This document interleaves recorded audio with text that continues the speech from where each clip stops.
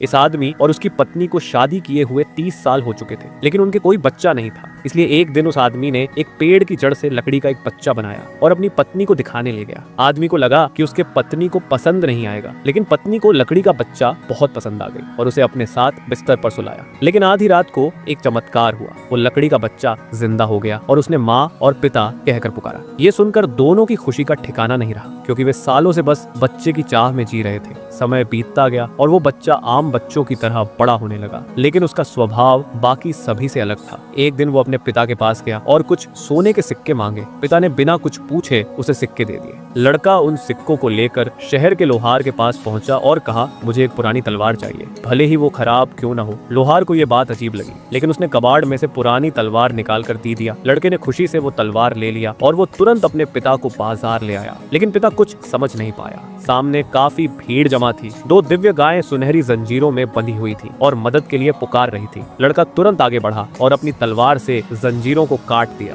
तभी जंजीरों से एक तेज सुनहरी रोशनी फैल गया। तभी वहाँ एक रहस्यमय बूढ़ा आ गया और बोला, ये गाय अब तुम्हारे घर जाएगा। साथ ही ये भी बताया कि ये गाय घास नहीं बल्कि कोयला खाती है। लड़का घर लौटा और 20 बड़े पेड़ काटकर कोयला बनाया। अगले ही पल गायों ने सभी कोयला खा लिए और फिर अचानक वो गायें उड़कर आकाश में चली गई। जिसके बाद लड़का अपने पिता के पास गया और अपने रहस्य बताया। लड़का जैसे ही दरवाजे पर बनी मूर्ति को थपथपाया, उसे लाल रंग का शराब और ब्रांडी निकलने लगा। लड़के ने कहा कि ये पिता के लिए एक तोहफा है ताकि वो अमीर बन सके। जिसके बाद लड़का पिता को खेत में ले गया और एक पत्थर और हल को बुलाया और उसने कहा, अगर कभी शराब पानी में बदल जाए और पत्थर हल की ओर दौड़ पड़े तो समझ लेना मैं मर गया हूँ, और अगर आपको मेरी याद आए तो हल पर बैठ जाना, वो हल आपको मेरी कब्र तक ले जाएगा। इसके बाद लड़के ने पिता से विदा लिया और दुनिया घूमने निकल पड़ा। पहाड़ों और घाटियों को पार करते हुए वो एक समृद्ध राज्य में पहुंचा। वहां उसने राजा से कहा कि वो देश की भलाई में मदद करना चाहता है। राजा उसकी ईमानदारी से प्रभावित हुआ और उसने महल के काम पर रख लिया। उसे सुरक्षा और फर्नीचर की मरम्मत का काम दिया गया, लेकिन राजा को यह अंदाजा नहीं था कि ये लड़का उसकी सबसे प्यारी बेटी को उससे दूर कर देगा। साथ लड़के ने राजा का भरोसा जीत लिया और राजकुमारी को भी उससे प्यार हो गया और धीरे धीरे लड़के को भी उसे लगाव हो गया। आखिरकार राजकुमारी ने राजा से उस लड़के से शादी करने के लिए जिद करने लगा और राजा खुशी खुशी मान गया।